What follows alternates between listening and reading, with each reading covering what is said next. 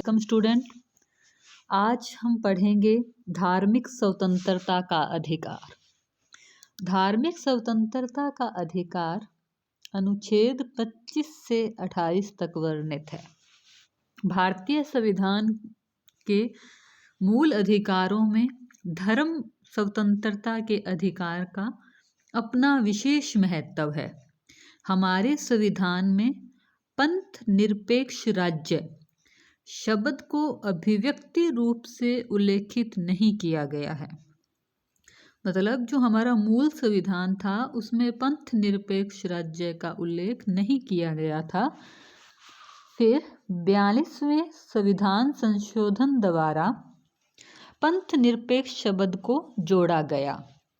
संविधान की प्रस्तावना तथा अनुच्छेद 25 से 28 के मध्य पंथ निरपेक्ष संबंधी विचारों का उल्लेख किया गया है। जो धर्म संबंधी स्वतंत्रताएं हैं उसे 4 पॉइंट्स में हम देख सकते हैं। पहला है अंतकरण की स्वतंत्रता। अंतकरण की स्वतंत्रता है ये 25(1) के अंदर दी गई है। इसके अनुसार सार्वजनिक व्यवस्था, सदाचार, स्वास्थ्य तथा उस भाग के दूसरे उपबंधों के अधीन रहते हुए सभी व्यक्तियों को अंतकरण की स्वतंत्रता और धर्म को अबाध रूप से मानने, आचरण करने और प्रचार करने का अधिकार है। इसका मतलब अंतकरण की स्वतंत्रता का अर्थ क्या है? का मतलब है कि व्यक्ति ईश्वर को अपनी इच्छा के अनुसार आराधना कर सकता है। जिस भी ईश्वर में या बाहरी धर्म में उसकी आस्था है, उसकी रुचि है, वह उस धर्म को मान सकता है, धर्म का प्रचार कर सकता है। धर्म के प्रचार करने का अधिकार का मतलब ये नहीं है कि वो दूसरों को धर्म परिवर्तन के लिए बाध्य करेगा।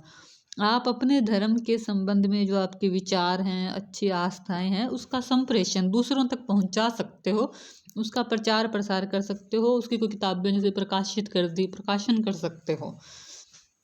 तो ये है अंतकरण की स्वतंत्रता।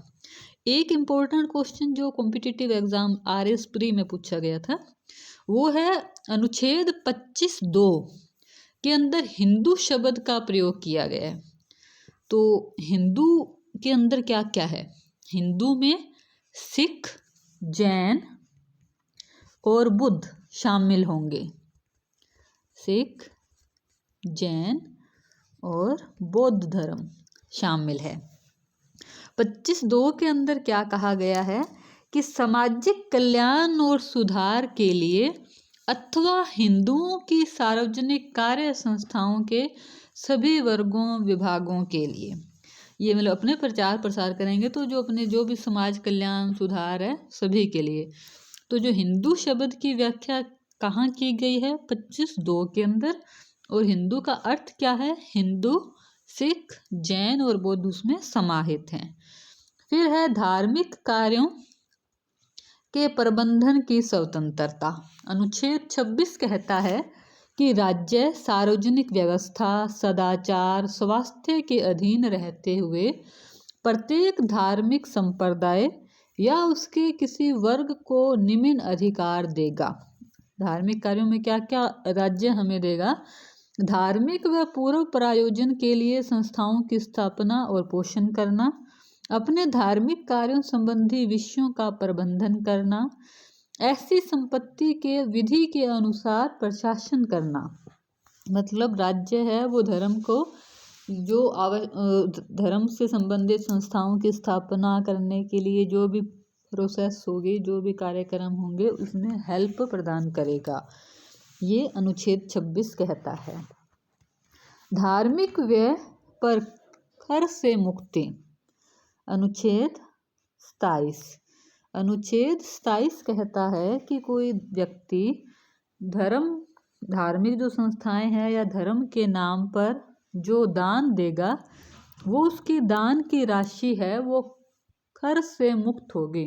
मतलब जैसे मान लो आपने 1 लाख रुपए सालासर के लिए दान दिए, तो जो आपके उस साल का इनकम है उसका जो मतलब जो उसमें इनकम में जो आपको सरकार को टैक्स देना था, तो उस 1 लाख के ऊपर जो टैक्स बनना था वो आपका माफ़ होगा अगर आप किसी धार्मिक संस्था को दान देते हो तो। उसके बाद है कुछ शिक्षा संस्थाओं में धार्मिक शिक्षा या धार्मिक उपासना में उपस्थित होने के बारे में स्वतंत्रता। अनुच्छेद 28।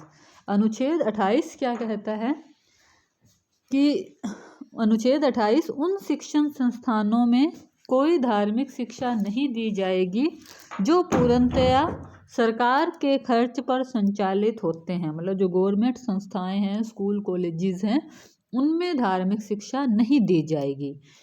वे शिक्षण संस्थाएं जो किसी ऐसे न्यास के द्वारा स्थापित की गई हैं जिसके अनुसार उस संस्था में धार्मिक शिक्षा देना आवश्यक है, उसमें धार्मिक शिक्षा दी जा सकती है, भले ही ऐसी संस्था का प्रशासन राज्य करता हो। जैसे अदर्स है ना, तो उनमें उनके धर्म विशेष की शिक्षाएं वगैरह है वो दी जाती है। राज्य से मान्यता प्राप्त और राज्य निधि से सहायता प्राप्त किसी शिक्षण संस्था में अध्ययनरत विद्यार्थियों को उस शिक्षा संस्था में दी जाने वाली धार्मिक शिक्षा में भाग लेने के लिए बाध्य नहीं कर सकते। मतलब जो राज्य प्रायोजित संस्थाएं चलती हैं जो धर्म के प्रचार प्रसार के लिए, उनमें भी अगर जिस विद्यार्थी का एडमिशन लिया हुआ है उस विद्यार्थी को आप बाध्य नहीं कर सकते कि वो धार्मिक शिक्षा ले ही ले। अगर विद्यार्थी 18 वर्ष से कम आयु का है तो उसके अभिभावकों की सहमति होनी चाहिए भी शिक्षा देनी है या नहीं।